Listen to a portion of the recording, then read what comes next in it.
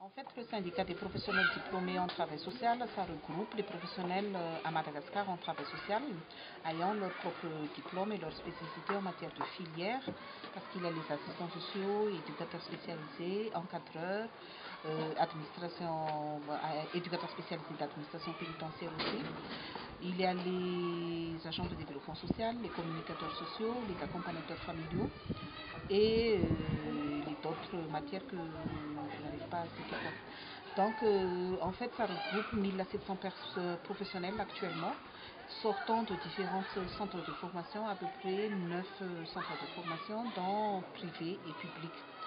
Le syndicat des professionnels diplômés en travail social a été créé en 2005 et à partir de l'année 2009 qu'on a pu commencer vraiment à réaliser l'objectif dans la valorisation des travailleurs sociaux à partir des interventions et la professionnalisation de ce métier à Madagascar.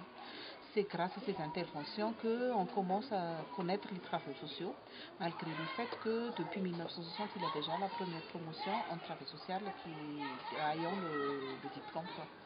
Et actuellement, on est en train de œuvrer surtout par rapport à tout ce qui est protection de l'enfant, de la femme et la promotion de la famille.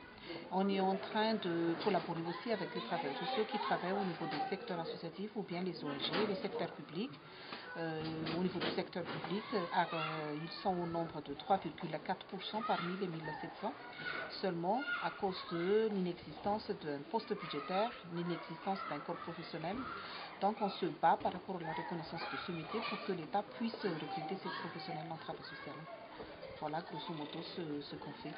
Actuellement, on est en partenariat avec quelques partenaires, dont l'UNICEF, l'Union européenne, le Fonds social pour le développement, et d'autres partenaires comme le PNUD, le FNIAP et quelques partenaires œuvrant spécifiquement par exemple en matière de protection de l'enfant comme le groupe développement sur l'abus sexuel, le CIDE avec Pacte Madagascar par rapport à la scolarisation des enfants et les traites des enfants.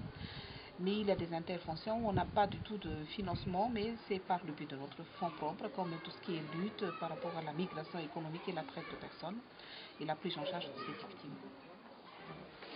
Je suis Simone, je suis le responsable de la prise en charge des enfants fugués, disparus, égarés au niveau de la police des mœurs et protection des mineurs. Nous avons assuré l'écoute, l'accueil, l'écoute et l'orientation des cas, et aussi assurer le poste suivi de la réintégration, et puis l'alimentation de la base de données, et plus la rédaction des rapports d'enquête sociale. Et enfin, assurer la supervision des interventions au niveau de la police. Il y a 4 travailleurs sociaux qui travaillent là-bas. Ici, c'est le volet qui prend en charge les femmes, disons, en détresse, soit victimes de la violence conjugale, soit victimes de non-droit au sein de l'entreprise ou bien au sein de la société. Et dont fait partie aussi les femmes victimes de la torture issue de la migration économique. Ici, on accueille les femmes, on les écoute et puis on les oriente vers les services disponibles, soit à l'hôpital pour l'acquisition d'un certificat médical ou bien au centre de santé, et puis faire orienter au cabinet juridique pour tout ce qui est juridique, soit dans un centre d'accueil provisoire pour le cas de maltraitance pour les cas de maltraitance qui ont besoin de placement provisoire. Et puis on fait aussi ce